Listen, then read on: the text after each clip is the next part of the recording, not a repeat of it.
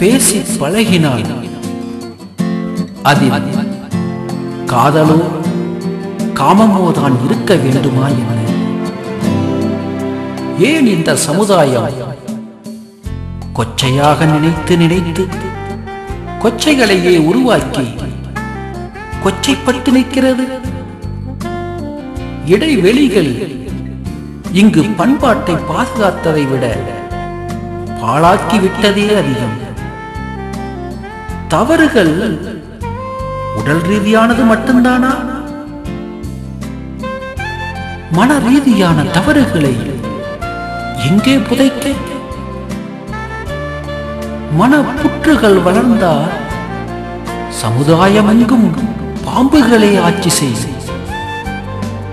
நாம் ஆடைகளோடு நின்றிருந்தாலும் நிர்வாணங்களாகவே பார்க்கப்படுவோம்.